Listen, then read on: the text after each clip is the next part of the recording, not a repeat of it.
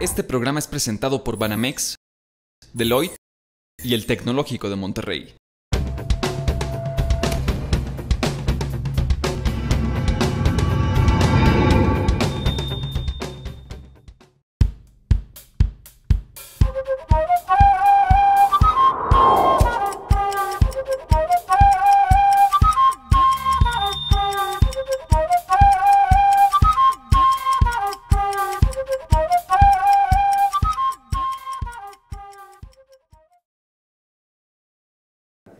Lo primero que tienen que hacer es tener realmente un manejo fiscal efectivo, tienen que tener un buen nivel de productividad para poder incrementar las ventas y generar plusvalía, y eso lógicamente pegar a la planta productiva y por supuesto al personal.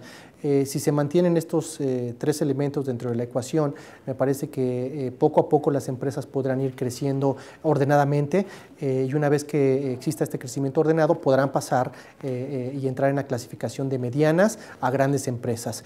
Tenemos entendido que la Secretaría de Economía maneja el tema de las pequeñas, medianas y grandes empresas a través del número de empleados.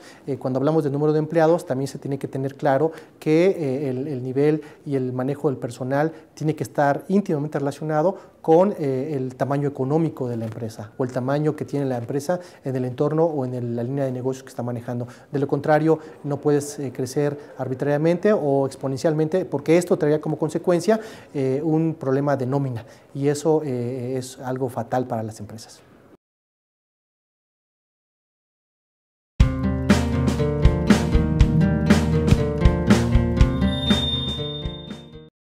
Escaparate de las mejores empresas mexicanas. Hola, mi nombre es Pablo René Ramírez y soy coach de las mejores empresas mexicanas. Y hoy tenemos el gusto de estar con el maestro Guillermo Lagos Espinosa, quien ha sido miembro del Comité Técnico de Mejores Empresas Mexicanas y actualmente es consultor y profesor en el Parque Empresarial en las áreas de emprendimiento e innovación. Profesor, maestro, un gusto tenerte. Muchas gracias por acompañarnos. No, muchas gracias por invitarme. Es un placer estar aquí y participar con este escaparate de las mejores empresas mexicanas. Y el tema en el cual le hemos pedido su aportación al maestro Lagos es la importancia de la innovación en las empresas. Y empezamos, maestro. ¿Cuál es su opinión acerca del ambiente empresarial en México? ¿Cuáles son los retos? ¿Qué está sucediendo en la actualidad? Sí, bueno, hay un ambiente empresarial muy dinámico. Vemos la creación de nuevas empresas, el crecimiento de empresas. Sin embargo, si lo vemos a través de la historia, o vamos a ir generacionalmente, existe una inquietud en varias organizaciones importantes donde se ha detectado que la supervivencia de las empresas a través de las generaciones es muy baja. Banamex hizo un estudio en donde nos dice que la supervivencia de empresas familiares a más de la tercera generación, creo que la tercera generación es un 17% y de ahí a la cuarta cae a un 3%. Entonces, ¿por qué las empresas mueren, ¿no? Y sin embargo, vaya, es muy claro que las empresas familiares tienen una problemática especial de las empresas familiares y hay un tema de gobernanza y de sucesión y todas esas cosas. Pero más allá de eso, para las empresas familiares y también para las empresas no familiares, existe el tema de los modelos de negocio.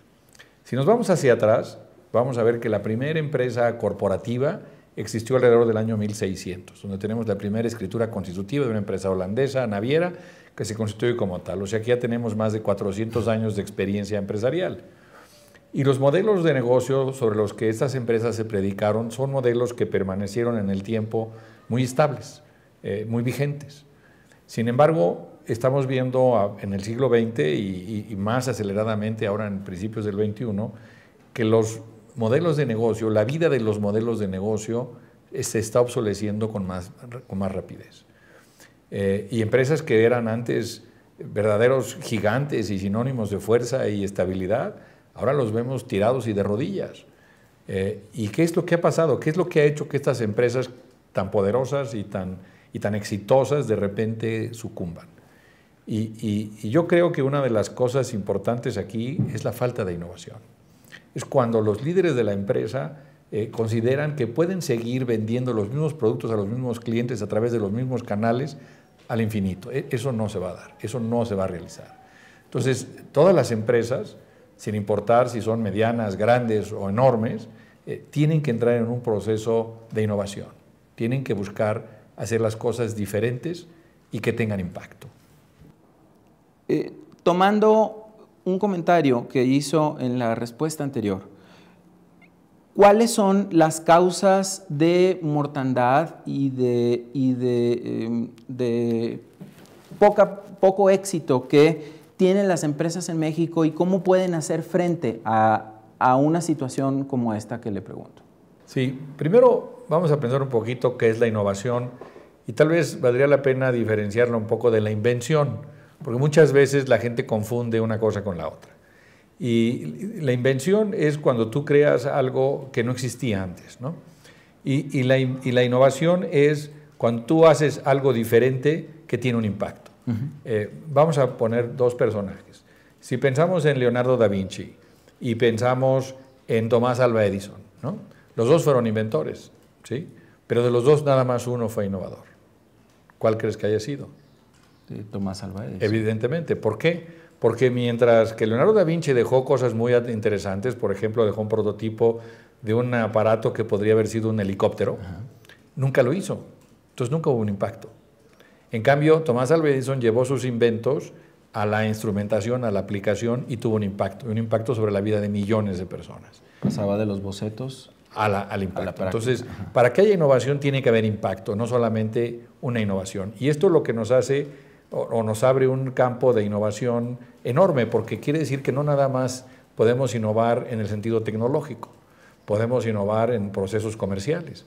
Por ejemplo, Apple es creada por Steve Jobs, tiene éxito con la computadora personal, después Steve Jobs sale y regresa cuando encuentra la empresa prácticamente en bancarrota. Una de las primeras cosas que Steve Jobs hace al regresar es cambiar la experiencia de compra de los productos Apple y crea la tienda Apple. Y en la tienda Apple es toda una experiencia, ¿no? Donde no hay cajas, donde no hay colas, donde hay gente que explica, donde la gente puede ir, tocar, jugar con los productos, en fin. Es una innovación muy importante en la forma de comercializar sus productos, porque hasta ese momento los fabricantes de equipos de cómputo vendían sus productos a través de distribuidores que los vendían a través de comerciantes, ¿no?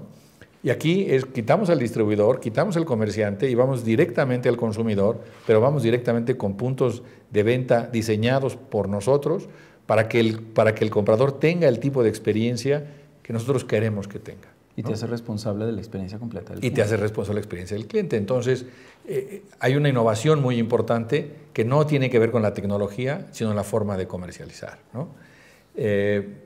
Pensemos, por ejemplo,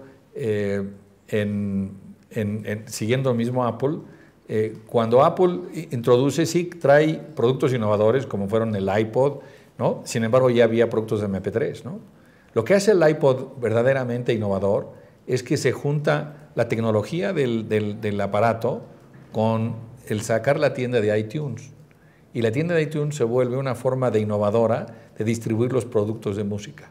Ahora puedes comprar canciones a precios muy baratos en una tienda y tenerlos en tu aparato.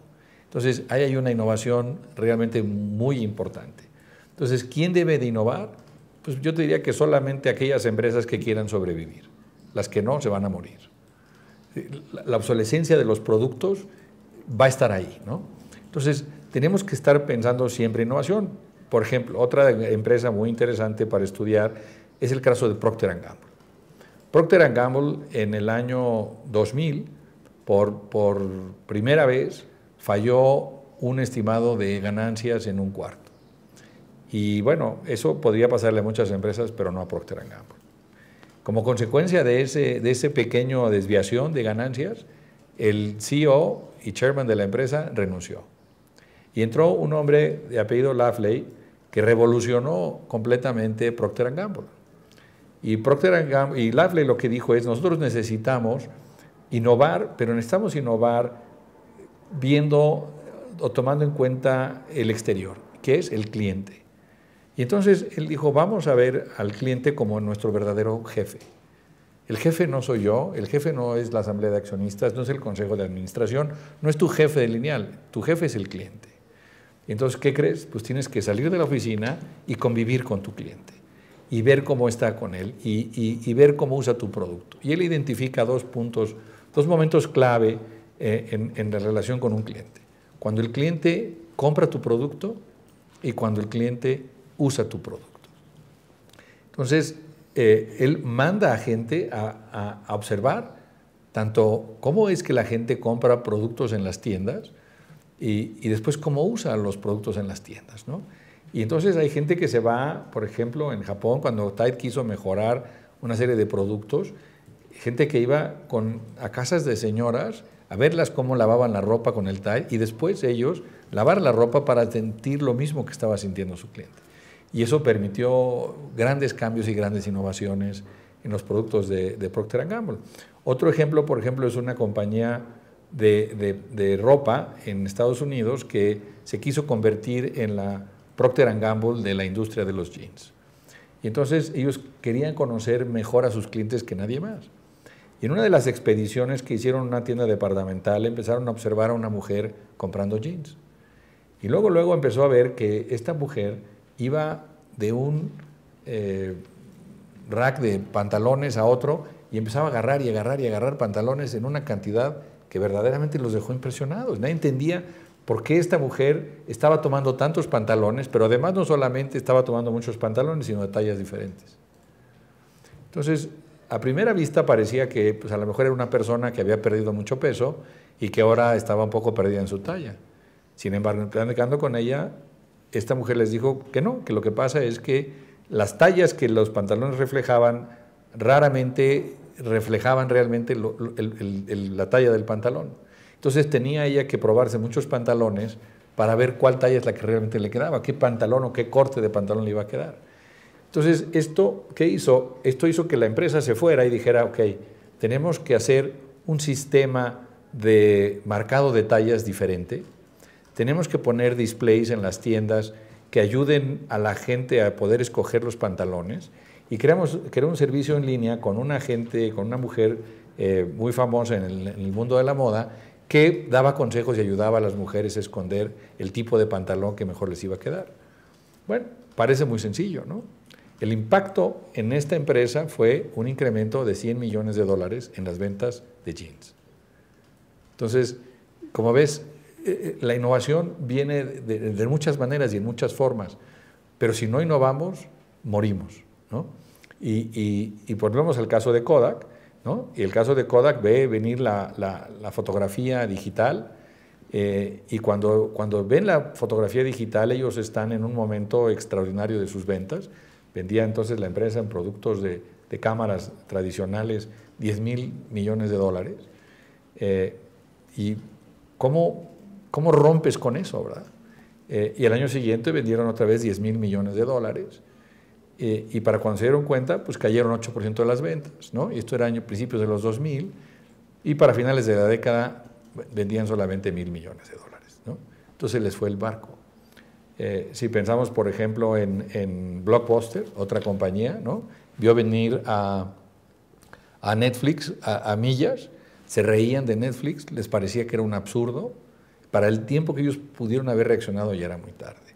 Entonces, hay que saber cuándo innovar y en qué momento innovar. Y yo te diría que el momento para innovar es cuando la empresa está muy bien, porque es el momento en donde tú puedes dirigir recursos para innovar.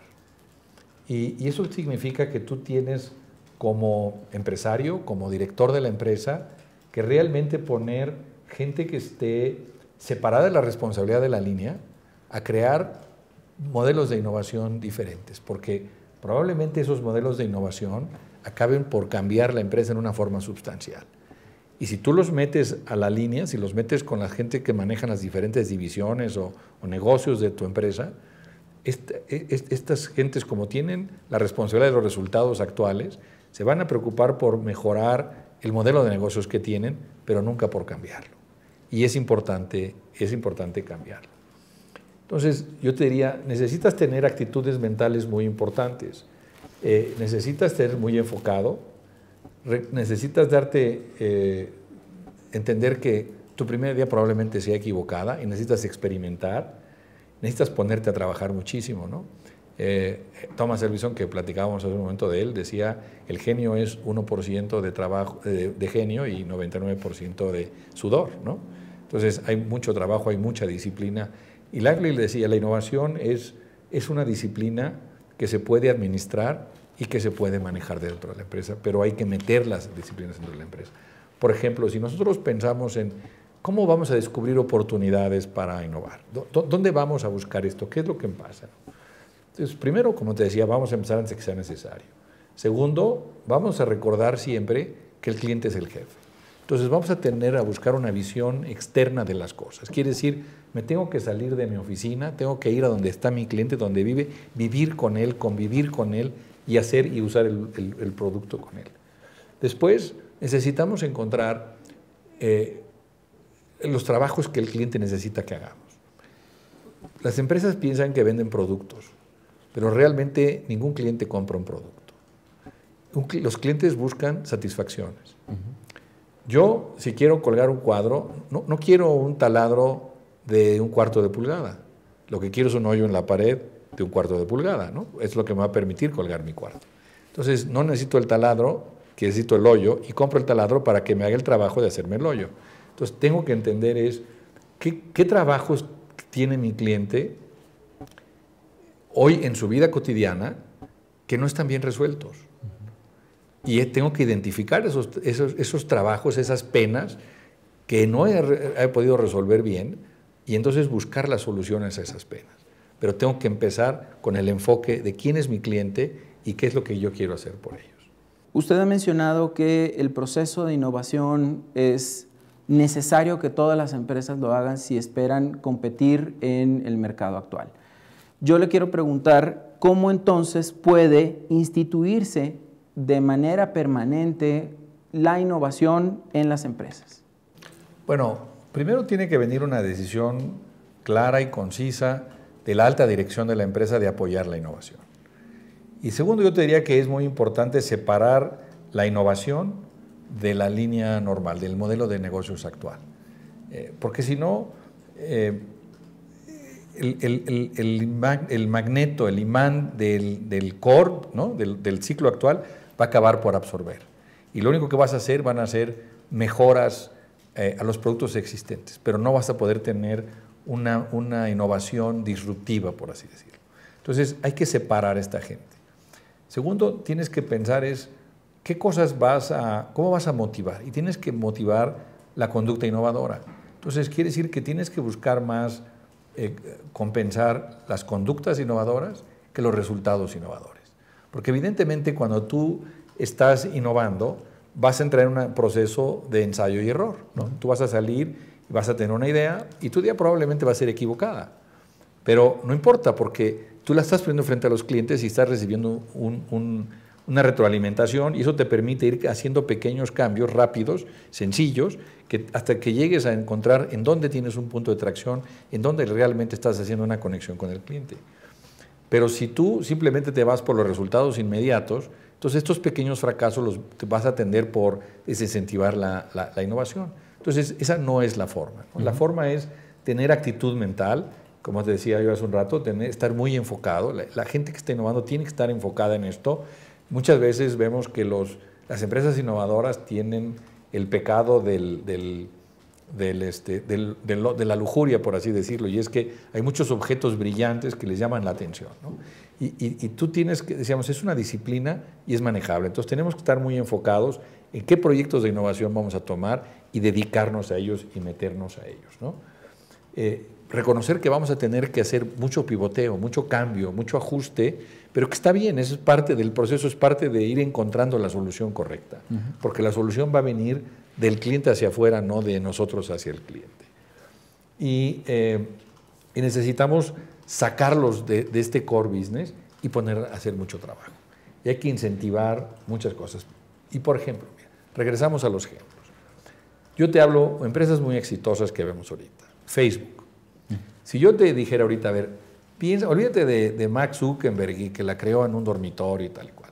Si Facebook hubiera sido creada por una empresa, ¿qué empresa crees tú que hubiera sido la que hubiera sido más probable que hubiera podido crear Facebook? Google. Mucha gente dice Google, Microsoft, ¿no? Empresas de ese tipo. Pero la realidad es que la empresa que más cerca estuvo de crear un Facebook fue Kodak. Kodak compró una empresa que se llamaba Ofoto, que era un álbum online de fotografías. Y Ofoto podría haber sido una manera de ¿qué? De compartir memorias. Porque ¿qué es Facebook? Es compartir memorias, ¿no? Y si yo a este álbum de compartir fotografías entre la gente, en la línea, en el internet, le hubiera puesto el añadido de compartir noticias también, voilà, ahí tengo un Facebook, ¿no? Entonces, Kodak tuvo la oportunidad de hacer Facebook, no solamente de pegarle a la fotografía digital, sino también de hacer una gran innovación como hubiera sido crear Facebook, ¿no? Entonces, tienes que darle autonomía a la gente para que esta gente pueda obtener los resultados que necesita y para que pueda hacer las cosas que necesita hacer y compensar o recompensar la conducta más que los resultados. Tienes que independizar esto y tienes que darle un apoyo total. Eso es lo que yo siento que tiene que pasar para que las empresas realmente tomen, porque muchas empresas cuando empiezan a crear departamentos corporativos de innovación, en realidad acaban siendo absorbidos por la línea y es cómo mejoro mi producto, qué características más y eso no es lo que te va a llevar a la supervivencia. Lo que tú necesitas es una innovación disruptiva que probablemente cambie el concepto de la empresa, que probablemente cambie el giro de la empresa, los productos que venda, las cosas. Ve General Electric. General Electric es una empresa que empezó haciendo focos, ¿no? Y ahora los focos es una de las cosas que menos les importa, o electrodomésticos, es una de las divisiones menos importantes de General Electric, se han ido metiendo en productos de salud, en tecnología, energía, en fin, ¿no? Aeroespacial. Sí, y el otro es que donde al lado, han ido que ir creando esta serie de negocios nuevos e innovadores que ha permitido a General Electric mantenerse al tanto. ¿Podrá Apple sobrevivir a Steve Jobs? Es una pregunta que todos nos estamos haciendo y esperando la respuesta. Y no sabemos si va a poder seguir manteniendo esa capacidad innovadora que ha tenido. Y bueno, y Apple era hasta hace un mes la empresa más valiosa en el mercado de capitales, ¿no? En la bolsa, y de repente ya no, porque la gente empieza a tener dudas sobre sus resultados. Y antes Microsoft fue el gigante contra el que todo el mundo tenía que pelear. En fin, si las empresas no van innovando y no van cambiando y no se van ajustando, va a ser muy difícil que puedan sobrevivir en el medio plazo. Maestro, la verdad es que la charla ha estado muy interesante y creo que hay mucha tela de donde cortar. Yo le quisiera pedir que a manera de cierre de esta charla pudiera hacer una recapitulación acerca de los temas tan importantes que vimos hoy. Sí, claro, con mucho gusto. Mira, lo más importante yo siento es poner la inquietud de la importancia de la innovación en las empresas. Lo más importante es que los empresarios sean conscientes, tomen realmente conciencia de que si no piensan seriamente en innovación, si no piensan seriamente en la transformación de su negocio, están poniendo todas las condiciones para que su negocio fracase. Y entonces vamos a perpetuar esta pérdida de capital tan importante que tiene nuestro país cuando de una generación a otra las empresas desaparecen porque no se pudieron adaptar a las condiciones del mercado. Y mientras más avanzamos y la ciencia y la tecnología avanzan a velocidades cada vez más importantes, el cambio va a ser una constante, ¿no? Entonces tenemos que aprender a adaptarnos, tenemos que estar viendo primero hacia afuera de la empresa, no hacia adentro de la empresa. Tenemos que adoptar esta actitud de Procter & Gamble, de decir, el cliente es el jefe y realmente tenemos que ver a nuestra empresa a través de nuestro cliente y cómo lo podemos servir. Y tenemos que estar pensando siempre en cómo mejorar nuestros procesos, nuestros servicios, nuestra forma de hacer los productos para darle los servicios, los productos que el cliente va necesitando y sus necesidades van a ir cambiando en el tiempo. Y nosotros tenemos que estar ahí muy pendientes, muy pegados, viviendo muy cerca de ellos para poder ir descubriendo esas nuevas necesidades y ir pudiendo encontrar las soluciones para esas necesidades. Es un imperativo de sobrevivencia. Yo te diría que subestimar la importancia de la innovación por cualquier empresa hoy es realmente pues jugar a la ruleta rusa y estar dispuesto a ver en qué momento te va a tocar ser Netflixiado, ¿no? O ser rebasado por un competidor.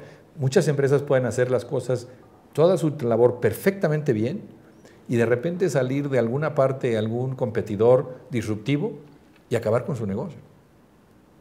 O sea, los negocios no fracasan nada más porque sean mal administrados en el modelo de negocio corriente, sino porque no están generando nuevos modelos de negocio, nuevas formas de generar ingresos. Y eso es muy importante, que tomemos conciencia que va a ser cada vez una forma más normal, por decir, más recurrente de la forma de hacer negocios. Y tenemos que prepararnos para ello. Bien, hemos tenido una charla muy completa, con muchos ejemplos y muchos casos. Muchas gracias, profesor. Le agradecemos al maestro Guillermo Lagos Espinosa por habernos compartido el tema, la importancia de la innovación en las empresas. Profesor, nuevamente, muchas gracias. No, muchas gracias. Para mí un placer estar aquí. Y bueno, pues sí, es una inquietud que quisiera que todos fuéramos tomando conciencia, ¿no? Gracias por la oportunidad. Muchas gracias. Y bien, hemos así terminado el tema de innovación en las empresas. Agradecemos nuevamente al profesor por su participación y nos vemos en la siguiente. Mi nombre es Pablo René Ramírez Velázquez y esto es Escaparate a las mejores empresas mexicanas. Hasta la próxima.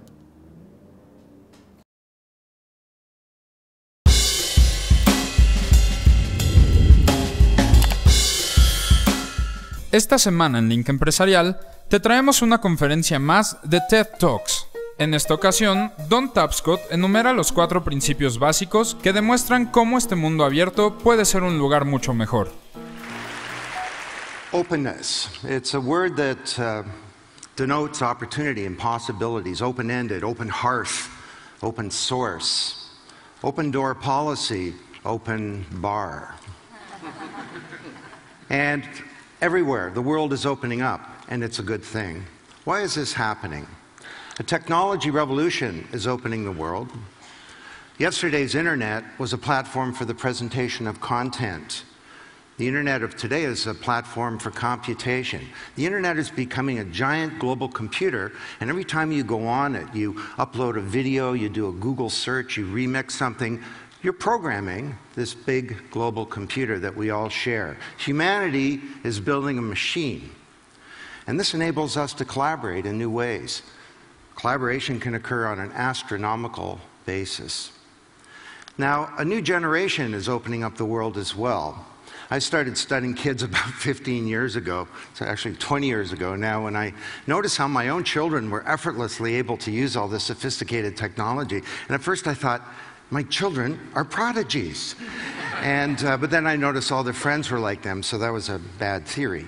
So I started working with a few hundred kids, and I came to the conclusion that this is the first generation to come of age in the digital age, to be bathed in bits. I called them the net generation. I said, these kids are different. They have no fear of technology because it's not there. It's like the air. Sort of like I have no fear of a refrigerator. And there's no more powerful force to change every institution than the first generation of digital natives. I'm a digital immigrant. I had to learn the language. The global economic crisis is opening up the world as well. Our opaque institutions from the industrial age, everything from old models of the corporation, government, media, Wall Street, are in various stages of being stalled or frozen or in atrophy or even failing. And this is now creating a burning platform in the world. I mean, think about Wall Street. The core modus operandi of Wall Street almost brought down global capitalism. Now, you know the idea of a burning platform, that you're somewhere where the costs of staying where you are become greater than the costs of moving to something different, perhaps something radically different. And we need to change and open up all of our institutions. So this technology push, a demographic kick from a new generation, and a demand pull from a new economic and global environment is causing the world to open up. Now, I think, in fact, we're at a turning point in human history where we can finally now rebuild many of the institutions of the industrial age around a new set of principles. Now, what is openness? Well, as it turns out, openness has a number of different meanings. And for each, there's a corresponding principle for the transformation of civilization. The first is collaboration. Now, this is openness in the sense of the boundaries of organizations becoming more porous and fluid and open. Si quieres ver la conferencia completa, entra al siguiente link. Nos vemos la próxima semana en un nuevo link empresarial.